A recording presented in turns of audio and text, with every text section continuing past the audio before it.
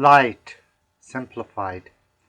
The light that our eyes can detect is just a small part of the electromagnetic spectrum, a continuum of all electromagnetic waves arranged according to frequency and wavelength.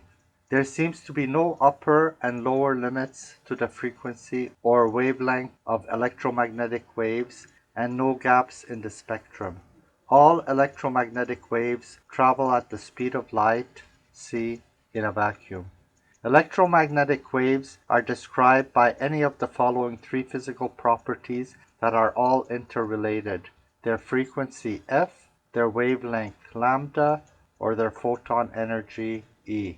The interrelationship of these three properties is governed by the speed of light in a vacuum, c, and the Planck constant, h.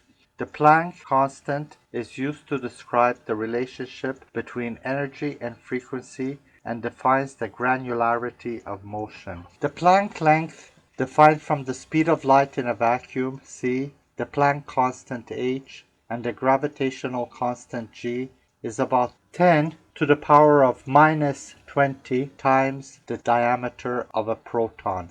If a particle or dot about 0.1 millimeter in size, the smallest the unaided human eye can see, were magnified to be as large as the observable universe, then inside that universe-sized dot, the Planck length would be roughly the size of an actual 0.1 millimeter dot. This is the granularity of space. The frequency f and the wavelength lambda of light are related by f equals c divided by lambda.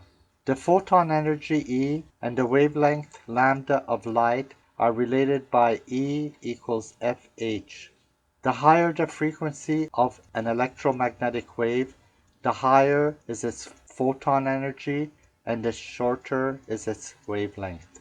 The arrogance of denying the existence of ether in the vacuum of space because of the failure to detect it requires that all electromagnetic waves, including light, and all subatomic particles traveling at speeds approaching the speed of light have dual natures, being both waves and particles at the same time.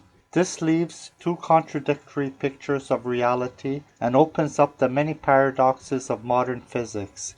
It also requires infinity and undetected hidden dimensions to be treated as reality, turning physics into pure theoretical mathematics. Electromagnetic waves require a medium to wave, just like water waves and sound waves require molecules to wave. Without this medium in vacuum, it is concluded that light must be composed of particles called photons that are able to travel through emptiness. Once we assume that vacuum is filled with ether, then there is no need for photons. The light waves become just waves of ether. Electromagnetic waves of any frequency are seen to be emitted and absorbed in discrete packets, also called photons. This packet of radiation can be considered as one complete cycle of its frequency instead of a particle. Subatomic particles exhibit properties of not only particles but also waves. This is because they are so small in size and can be made to travel at speeds approaching the speed of light, causing waves in the ether when they do. The speed of light in a vacuum is determined by the properties of the ether, and it is nearly 300,000 kilometers per second. The sun travels about 300 kilometers per second through our galaxy. Galaxies are moving about 600 kilometers per second through our universe, or about 0.2% of the speed of light.